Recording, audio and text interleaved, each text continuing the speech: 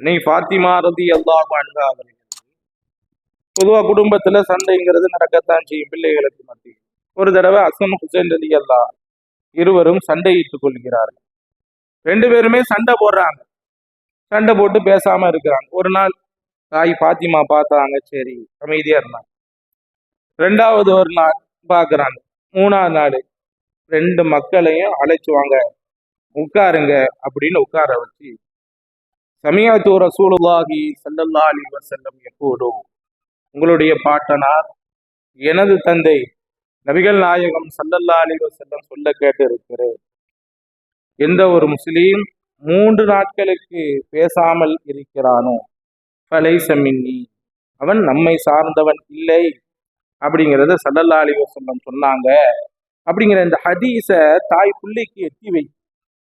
இப்படி எத்தி வைக்கிற பொழுது அந்த இருவர்களும் சகோதரர்கள், ஓ 3 நாள் மேல பேசாம இருந்தா இப்படி போயிருவோமோ, நம்ம ரசூலுல்லாஹ்வை சார்ந்தவங்க இல்லையோ அப்படின்னு சேருவதற்கு பேசுவதற்கு முனைகிறாங்க. ஆனா அந்த யூக தடுக்குது. யாரு பேசுறது? இன்னைக்கு பெரும்பாலும் அப்படித்தானே. சரி அவன் பேசட்டும், நம்ம பேசிக்கிறோம் அப்படின்டே என்ன செய்யுது, சில உறவுகள் துண்டித்து வாழ்கிறோம். அப்ப யாரு பேசுறேன்னு முன்னாடி யோசிக்கிறாங்க.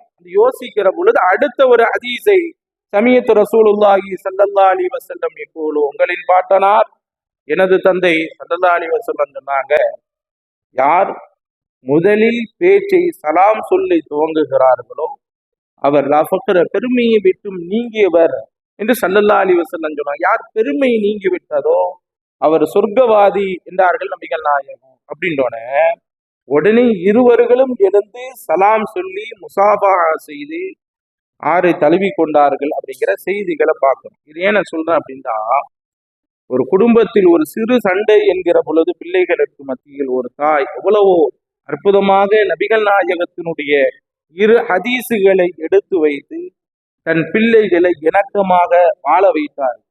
இன்னைக்கு நம் குடும்பத்தில் ஒரு சண்டை நடக்க, ஒரு பிரச்சனை நடக்க அப்படின்னா எத்தனை மார்க்க விஷயங்களை தெரிந்து வைத்திருக்கிறோம், நல்ல விஷயங்களை நம் வாழ்க்கையில் தெரிந்து வைத்திருக்கிறோமா? அதற்கான தேடல் நம்மளிடத்தில் இன்றைக்கான தாய்மார்களிடத்தில் இருக்கிறதா? அப்படி இருந்தால் அவர்கள் பாக்கியத்திற்குரியவர்கள். அது இருந்தால் அவர்களின் வாழ்க்கையில் அது நிம்மதியும் சந்தோஷத்தையும் என்ன செய்யும், பெற்றுத்தரும் என்பதை நபிகள் நாயகம் ஸல்லல்லாஹு அலைஹி வஸல்லம் என்பவர்கள் சொல்லித் தருகிறார்கள். அப்படி இருப்பதற்கு நம் வாழ்க்கையை தயாராக்கி கொள்ள வேண்டும்.